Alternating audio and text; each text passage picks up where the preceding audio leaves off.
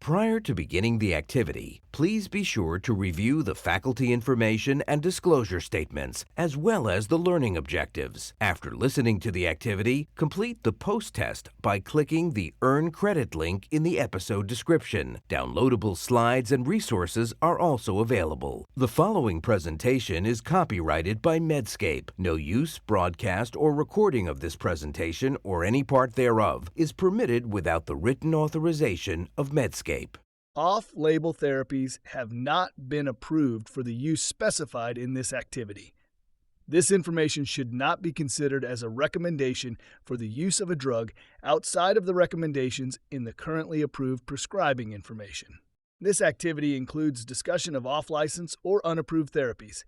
Please consult your local SMPC or its equivalent for further information. The following presentation is part of a certified educational activity provided by Medscape Education and supported by an independent educational grant from Bayer.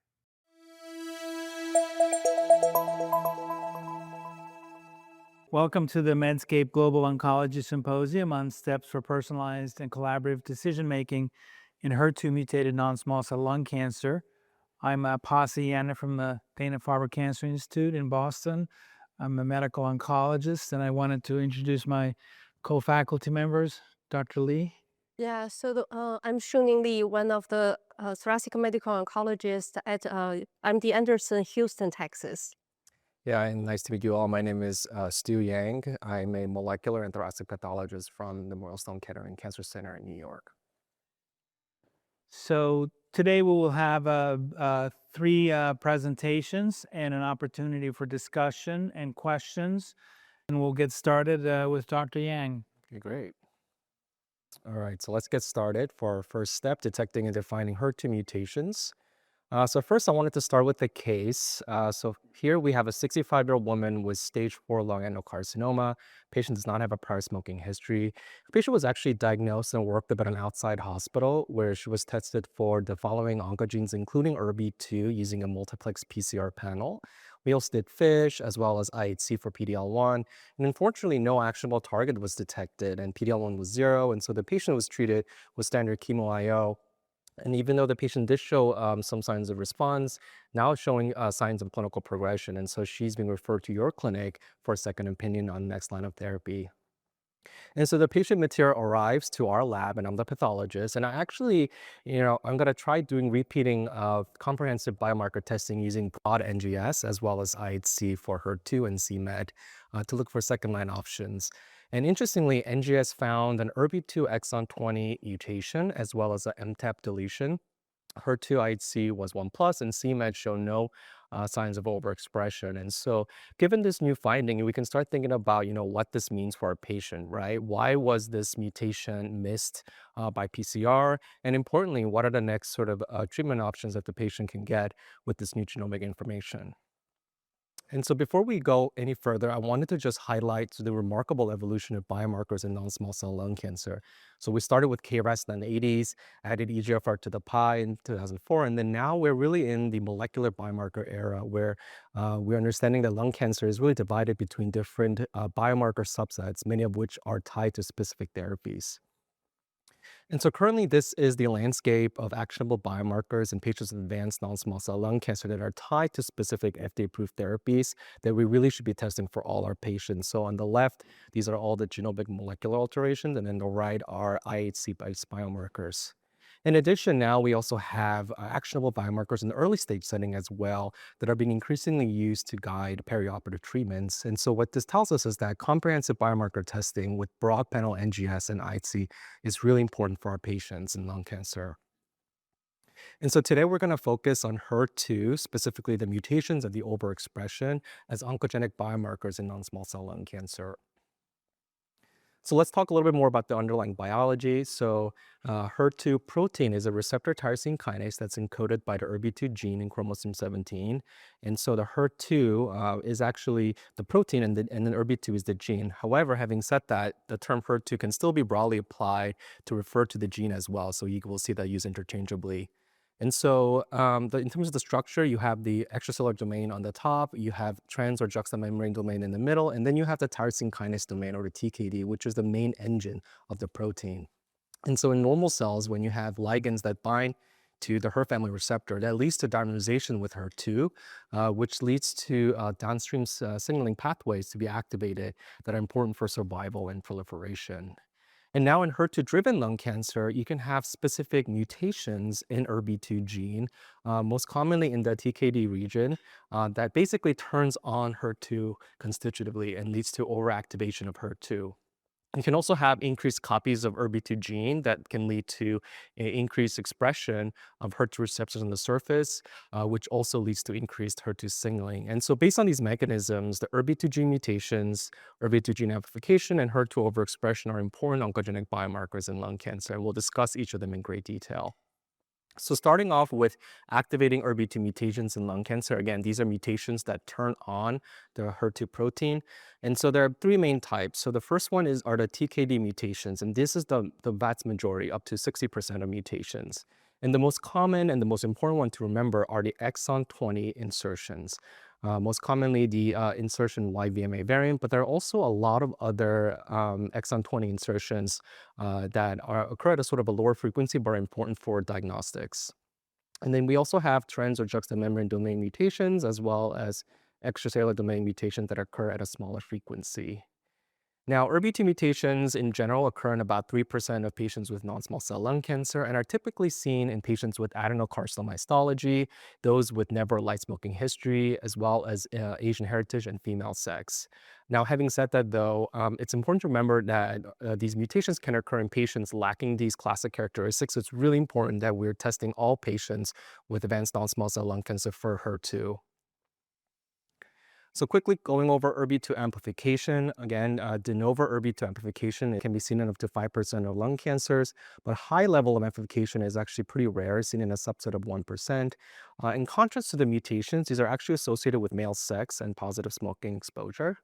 And these can also be seen as a bypass mechanism for acquired resistance to different types of targeted therapies, including osimertinib, and can be seen in about 3 to 10% of cases. Now, talking about HER2 expression in lung cancer, so here we're using IHC or immunohistochemistry to measure the intensity of membranous staining in the tumor cells, going from 0 to 3 plus being the highest level of expression. So HER2 overexpression of 2 to 3 plus is a known poor prognostic factor that can be seen in up to 20%, but 3 plus, again, the highest level of expression is seen in a smaller subset of 2 to 6%. And interestingly, these can actually coexist with other drivers that are not mutually exclusive, and the expression can be dynamic and change with treatment. And so the next question we can ask is, is the IHC, are they correlate with other biomarkers that we talked about? And so in terms of the amplification and overexpression, so most cases of high-level amplification is going to have 3 plus staining, but the reverse is not true. So not all cases with 3 plus are going to have an underlying amplification. And these mutations and amplification are now correlated in terms with the mutations. And so what this tells us is that these HER2 biomarkers, despite the fact that they're all HER2, are really distinct biomarkers that require a very unique and specific diagnostic approach. So, now we talked about HER2 and why are these biomarkers important in patients with lung cancer? And Dr. Lee is going to go into greater detail about all the therapeutic data, but I just wanted to give a very high-level overview of why we need to be testing our patients for HER2. And so starting off with activating ERBB2 mutations, now we have two TKIs, zongertinib and sevavertinib, that are approved in the second-line setting for patients specifically with TKD activating mutations. And then we also have TDXD that is approved in the second-line setting as well for patients with a little bit of a broader sort of indication label, which is all activating mutations. And so these mutations are now a clinical-grade biomarker that's included in the NCCN guidelines and should be tested preferably using a broad panel. ERBB2 amplification is still, there's still no approved therapy, so this remains investigational. And then for the overexpression, TDXD is actually approved for patients with advanced HER2 positive 3 plus IHC solid tumors, including lung cancer in a second-line setting. So again, this is also another clinical biomarker that is recommended by the NCCN guidelines for testing using specifically IHC. And so now we talked about why, we need to be testing for our patients. Now let's talk about different assays that we can use to actually, implement testing in the clinic. And so today we're going to focus on mutations and overexpression because those are the ones with FDA approvals. And so starting with the ERBB2 mutations, there are two different approaches that we can take. So first, we can use a PCR-based hotspot assay. And so these are really for detection of known and most common mutations, like the exon 20 insertions that are most common variants. So this is fairly rapid. There's less DNA requirements. It's very sensitive. But the big limitation here is that it does not detect all or novel variants. And so, you can actually potentially miss some of the exon 20 insertions that are actionable using PCR. And then, of course, we have next generation sequencing, or NGS, which takes a little more time. It's more expensive, requires more infrastructure, more DNA.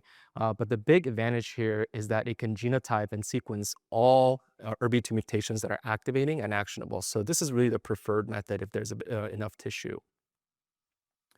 So another point that I wanted to really highlight here today is that, not all ERBB2 mutations that we detect in our NGS and we see in our report are actually activating or actionable.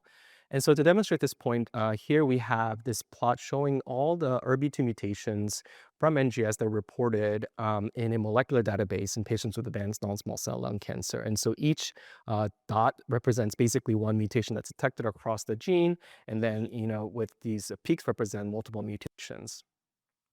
And so, but when we actually filter these mutations for only the ones that are activating, then, again, these are the three main subtypes that we talked about. Only about half of the ERBB2 mutations remain. And so what this tells us is that, just detecting them is just half the battle. We need to understand when we see a mutation, whether it's activating and actionable. And so how do we go about in doing that, right? So there are several strategies that we can take. So one thing we can do is actually just look for the hotspot mutations that we know are recurrent. And so these include things like the exon 20 insertions that we talked about, but some of the rare but recurrent mutations. And another interesting point is that I think we also need to differentiate whether the activating mutation is in the TKD or the not TKD, which is in the exons 18 to 24, given some of the differences and the nuances in the drug approvals. And I also highly recommend everyone to use some of these somatic variant annotation databases, and then, always consult a molecular pathologist if there's any question.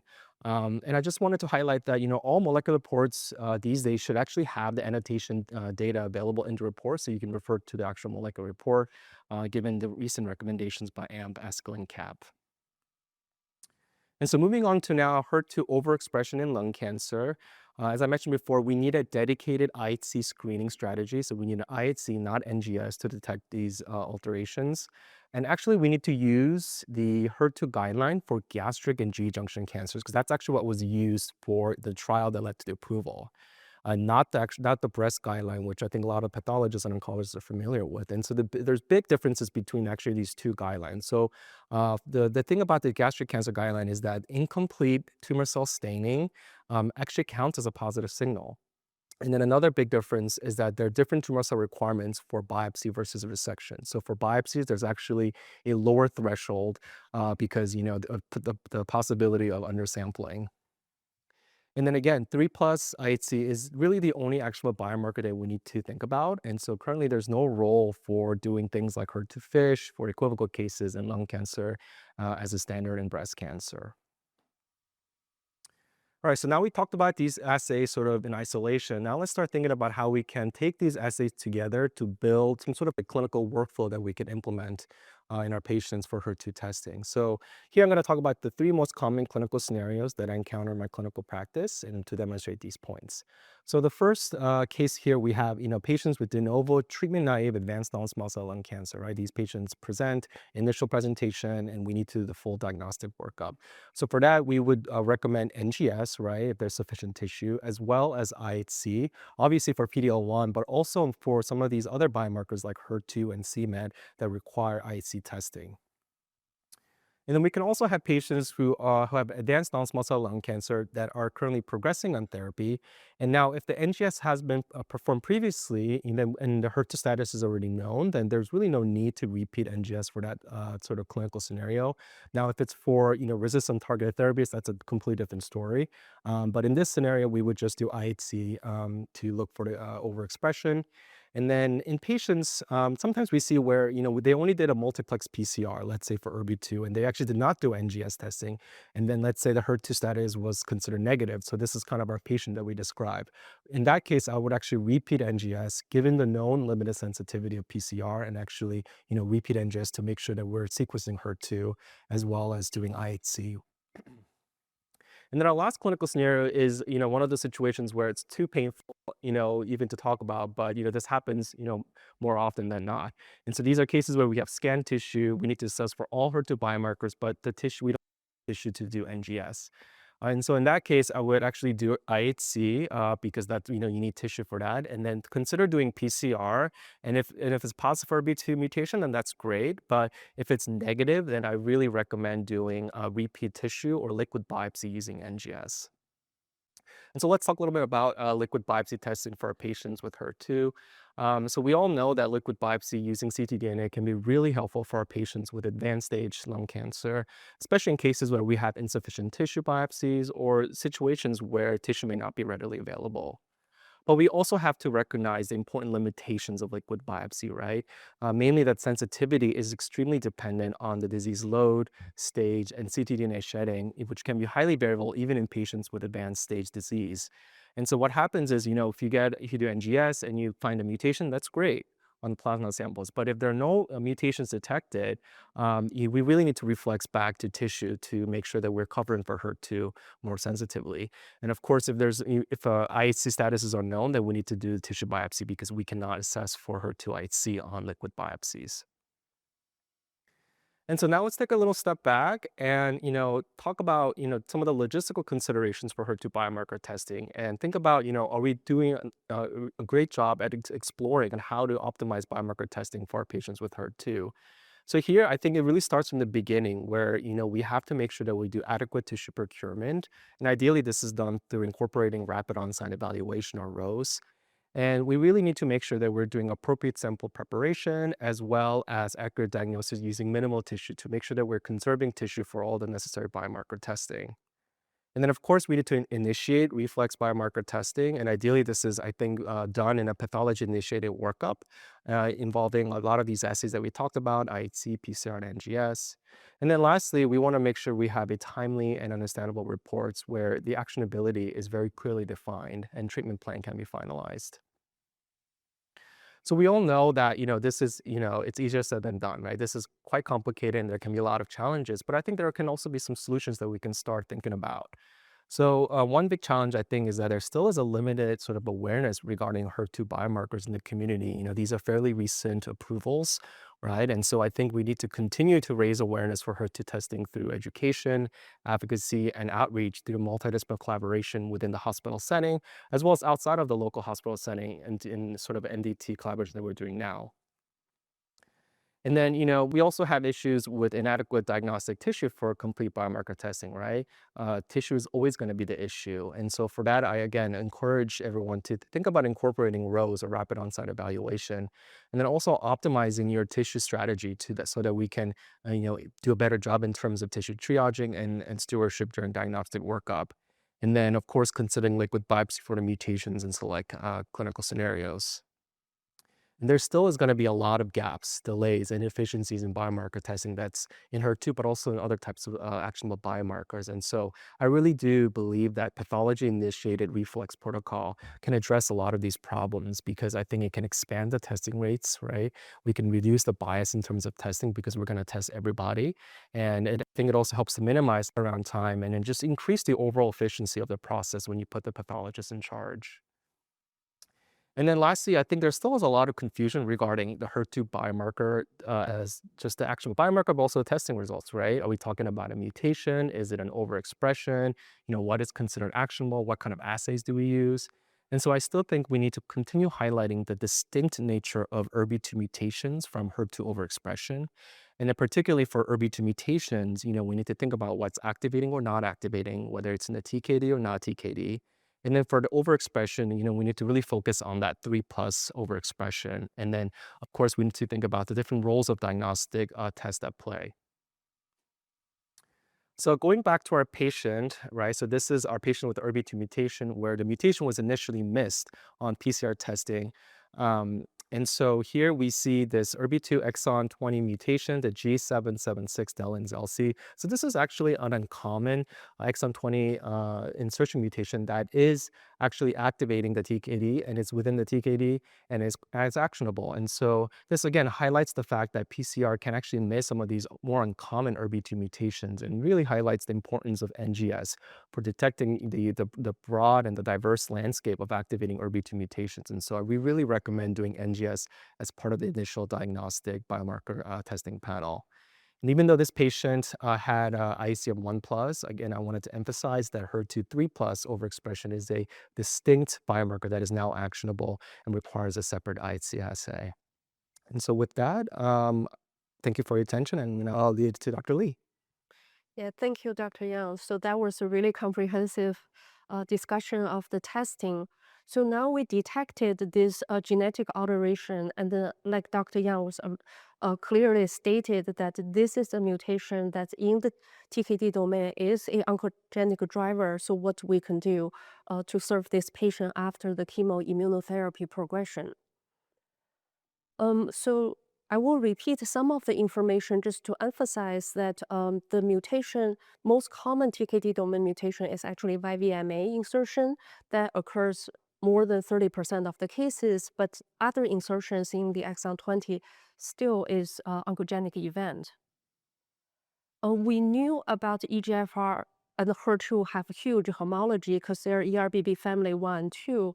So the effort of using small molecule to target HER2 insertion mutation has been ongoing for at least a decade. Earlier, we have agents or small molecule inhibitors that can have cross-board efficacy to all the EGFR family, including, for example, afatinib and some of the agents later on tested poziotinib. However, there are a couple of problems with this small molecule earlier setting. One is the response, as you can see, even the peritinib and poziotinib is only at 30%, and then the duration of response or progression-free survival is quite short. So that also cannot balance the patient's toxicity on treatment with a significant diarrhea. Therefore, this list of medication was not able to get FDA approval. But we do have a different class of drug that can be used in this HER2 mutation setting. So the first approval come from trastuzumab deruxtecan for HER2 mutation lung cancer. In the initial study in DESTINY-Lung01, when the dose was offered at the 6.4 milligram per kilo dose, the response, as you can see on the waterfall plot, is greater than 50%, and the majority of the patient derive benefit. So the efficacy is significantly better than the small molecules of the earlier generation. However, at that dose, for lung cancer patient, the pneumonitis rate is quite high at 26%. As pneumonitis can quickly turn into a life-threatening situation, therefore subsequent study was conducted, including DESTINY-Lung02, reduced the dose to 5.4 milligrams with additional pulmonary restrictions and cautions. In the DESTINY-Lung02 study with 5.4 milligrams per kilo, the efficacy was overall maintained. The response rate is still in the 50% range, and the pneumonitis rate significantly decreased. That's also associated with our awareness of early detection of pneumonitis and early treatment with steroids. The duration of response, including PFS, is 9.9 months, and overall survival in the study is 19.5 months. DESTINY-Lung04 is the study that's evaluating frontline trastuzumab deruxtecan in comparison to chemoimmunotherapy for HER2 mutation lung cancer patients who are treatment naive. Currently, this trial has completed enrollment, and we're waiting for the readout of the study. So although we didn't have the initial wave of success with a small molecule TKI, over the years, we start to be able to create more HER2-specific EGFR-sparing TKI. Zangertinib is one of the example, showing here that the targeting of EGFR is quite different of zangertinib versus earlier generation poziotinib. The HER2 efficacy potency is still very, very high. So BMN-101 is a study tested zangertinib in HER2 mutation and some other genetic alteration associated with ERBB family, and the multiple cohort was planned. So the first cohort that's reported out was at 120 milligrams once a day dosing for patients who had a prior treatment for the HER2 mutation disease. However, there's no ADC that's targeting HER2 used in the prior lines of therapy. The waterfall plot showing here has a response rate of 71%. So I also have to remind you that this is only for TKD domain patients, just like Dr. Yang was saying that for small molecule, this is particularly efficacious. And then disease control rate is as high as 96%, almost as good as some of the EGFR TKI we're using today. The median PFS is 12.4 months, and the duration of response is 14.1 months. Overall, because of the complete EGFR sparing, zangertinib's toxicity profile is really quite tolerated. We still see some form of diarrhea and skin rash. However, majority of them you can see is very low grade, as indicated by light blue. Some of them is at grade 2, but overall the toxicity profile is very easy to manage. In addition, in this initial cohort of presentation, there's no drug-related ILD. In this BMN-101 study, we also evaluated a few other cohorts that's quite important for clinical use. So the first one is cohort 5. That's the patient who had not just chemoimmunotherapy, but also HER2 ADC. Here, we still see a nice response rate in the 40% range, showing or highlighting that different mechanism of action, different targeted therapy, you can actually sequentially use them. Patients still derive clinical benefit. So zangertinib also reported the intracranial activity at 41%. However, this is a very small patient population. We're looking forward to additional intracranial activity report from zangertinib as well as from zivobertinib I will be talking about very soon. Last piece about the zangertinib is really exciting, as there's a cohort evaluating patients, their HER2 metastatic non-small cell lung cancer had never had treatment before. So in this report that's late last year by Dr. Sanjay Palpate, showed a response rate of 77%. As you can appreciate the waterfall plot, almost every single patient achieved tumor reduction. Very impressive and encouraging data. We're waiting for PFS as well as a DOR to mature, because at the last data cut, all the numbers are floating above 50%. Really is encouraging for patients, and we're looking forward to see the data in the coming conferences. With all those information, BMN-102 was to evaluate zangertinib in the frontline HER2 mutation patients compared to chemoimmunotherapy. And this trial also completed the global enrollment. And in addition, zangertinib has the FDA voucher that potentially can be approved in the frontline setting before the full readout. So together with zangertinib, zivobertinib was also FDA approved for HER2 in the same year of last year, making HER2 the highlight of 2025.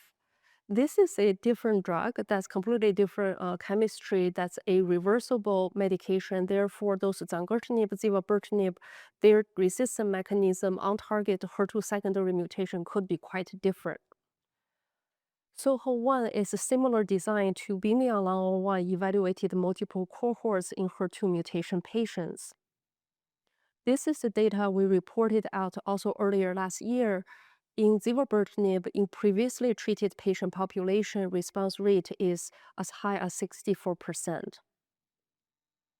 In addition, the PFS is 8.3 months and duration of response is 9.2 months.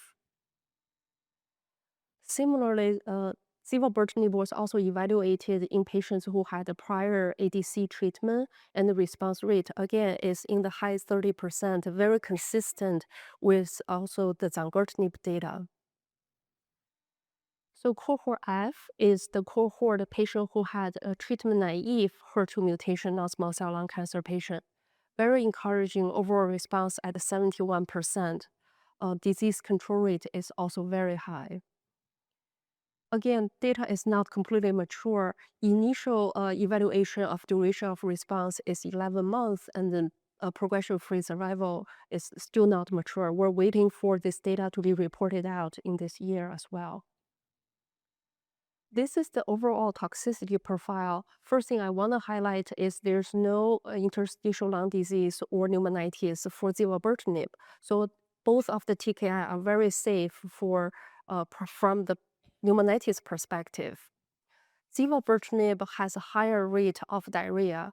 So in the previously treated patient, especially who had prior immunotherapy, the rate can be as high as 70 to 80%. The diarrhea is very similar to all the EGFR TKI diarrhea, as is a on-target toxicity. So proactive management make a big difference so that patient can be on treatment for longer duration to have the complete clinical benefit. SOHO-2 is designed to evaluate zivobertinib in frontline HER2 setting with zivobertinib in comparison to chemoimmunotherapy. This is ongoing globally enrolling patients. I want to highlight a couple of new agents, just one slide each. Similar to EGFR mutation, HER2 mutation lung cancer have a high rate of CNS metastasis. Therefore, designing a high CNS penetrant TKI going to be very critical to continue to move the boundary forward, both on PFS as well as on OS. So 330 is one of the molecules currently in phase 1 testing.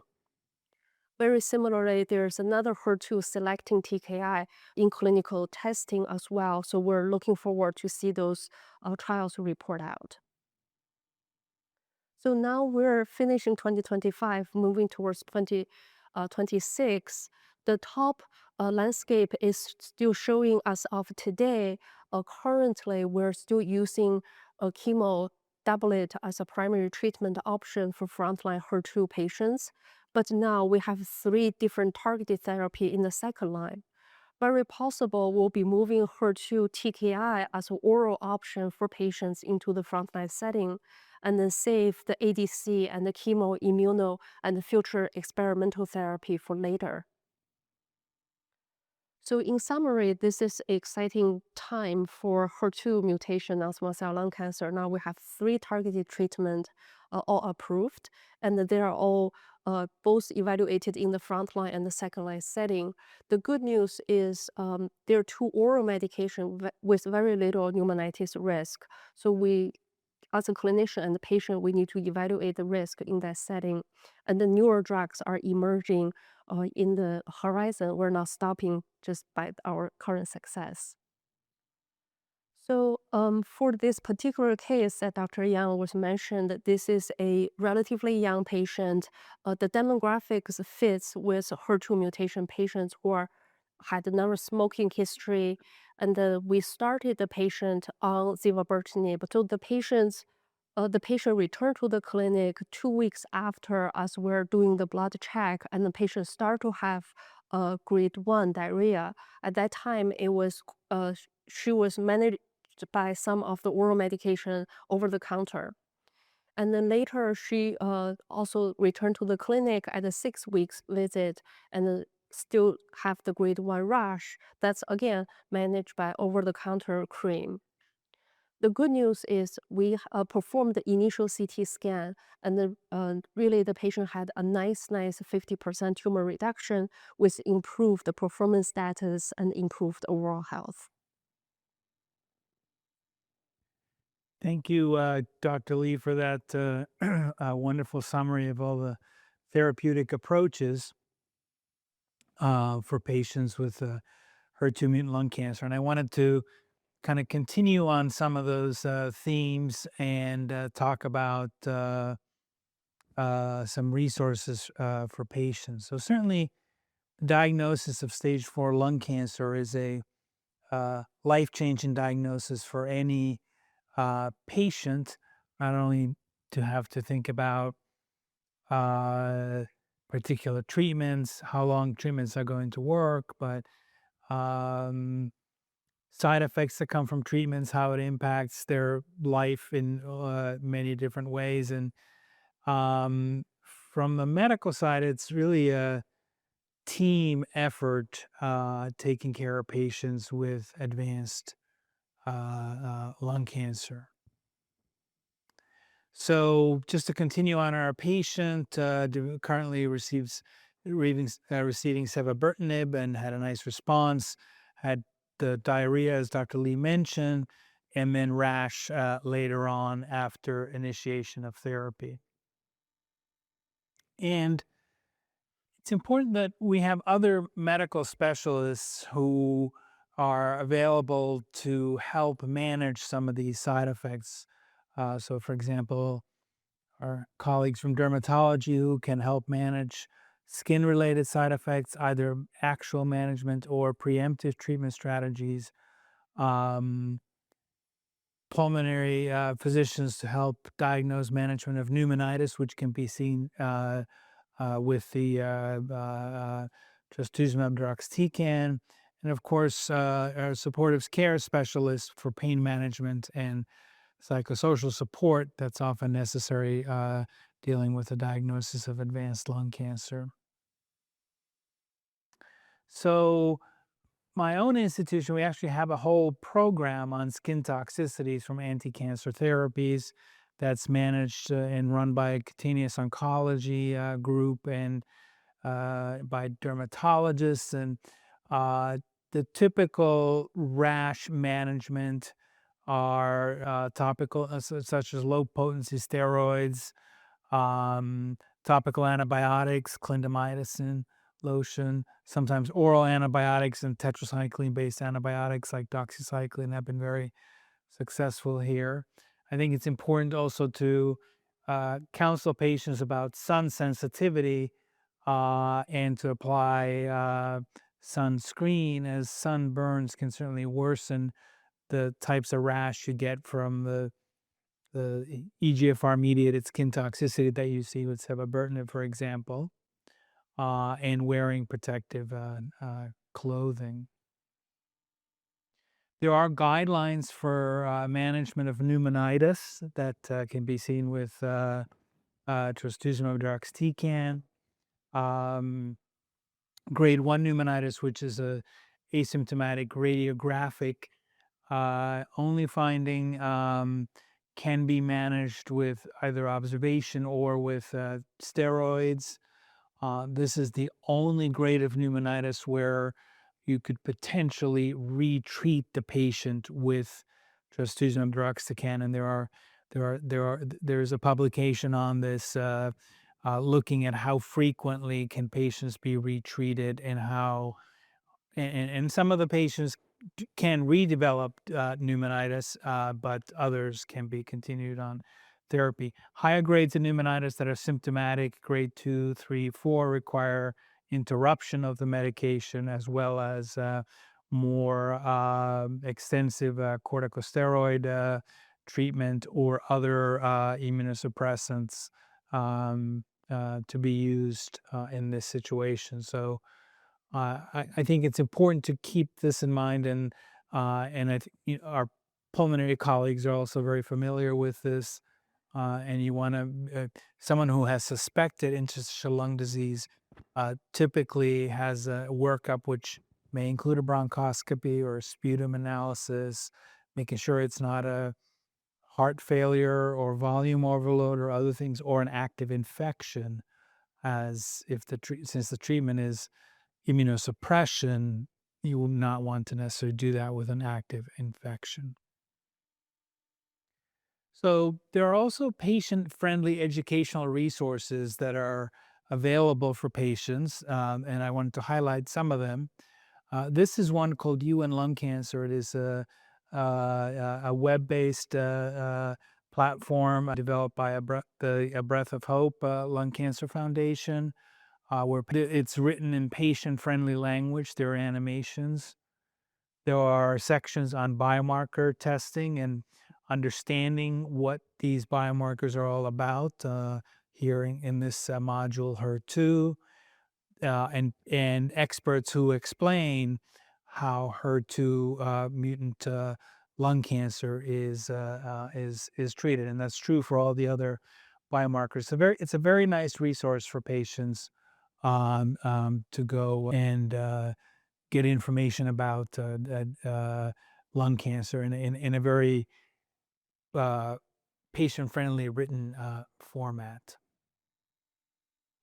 There are also other advocacy foundations, including the Exon 20 group, which focuses both on EGFR and HER2 exon 20 mutations, the TKD domain mutations, and can provide information on clinical trials, as well as general information about what is happening in this space and what kinds of new therapies are being developed. There are also more general lung cancer advocacy groups like Go-To for Lung Cancer, which can provide a wide variety of information about lung cancer screening, diagnosis, treatment, and biomarker testing. And the websites are listed below.